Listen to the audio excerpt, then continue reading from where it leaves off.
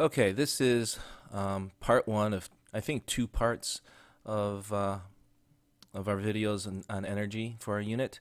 And in this one, I wanted to discuss the two main types of energy, the two basic types, and that's potential and kinetic. And potential, simply put, is excuse me, is stored energy. The book will say that it is the energy due to the position of an object, and that's fine if we're talking about solid objects, something like that. But when we're talking about like chemical energy or nuclear energy, then stored the definition of stored energy fits a lot better.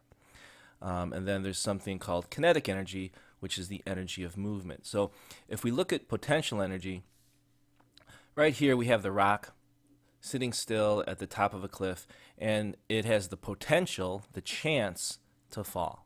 All right, and so it has potential energy. It has the capability of movement. It's not moving now, but it is easily able to move. All right, so it's stored up. Being up high has stored all this potential energy. Right, because when it falls, it's going to fall with a lot of energy.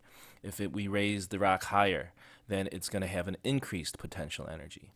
Here we have a rubber band being stretched, right? And so when you release it, we'll have movement.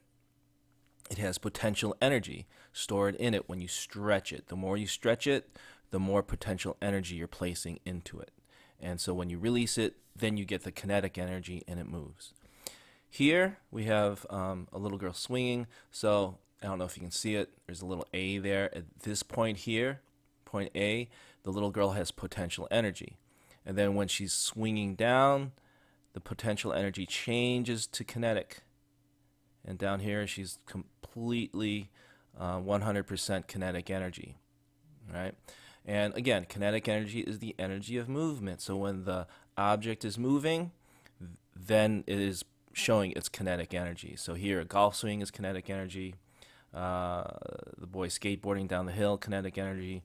And then up and down the roller coaster is moving, it has kinetic energy. All right, and you'll see, just like in the swing, there are different parts where the roller coaster will have more kinetic energy and less potential energy, and then maybe down here, a lot more kinetic energy and less potential energy. All right, so it kind of shifts back and forth. So to help illustrate that point, let's say we have our cliff with a big rock poised to fall down. We'll put a little man here, all right, to fall down. So right now it has 100% potential energy. Okay,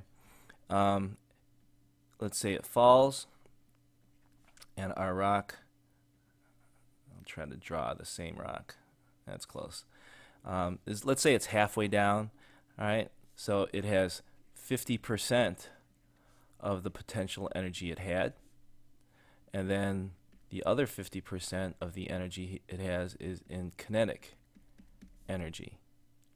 And then when it comes all the way down here, almost to the ground, all right, it's, let's say 99% kinetic energy and only 1% potential energy.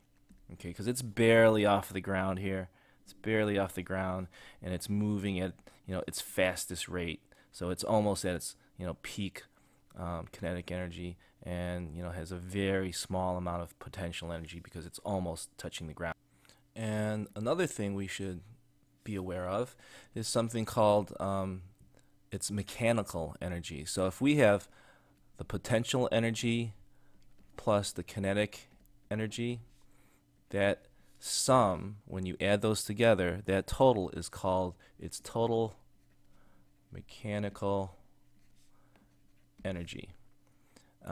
So again, the rock is, here's the rock again. So the rock is falling, all right, and we said, let's say, we'll just say 50 kinetic energy and 50 potential energy, and that's all the energy stored inside of that rock. Okay, it's 50% kinetic, 50% kinetic, 50% potential. When you add that together, its total mechanical energy. Okay, and I'm looking at the clock here, and I'm running over 5 minutes, so I think maybe it'll be 3 parts to the series. Thanks for watching.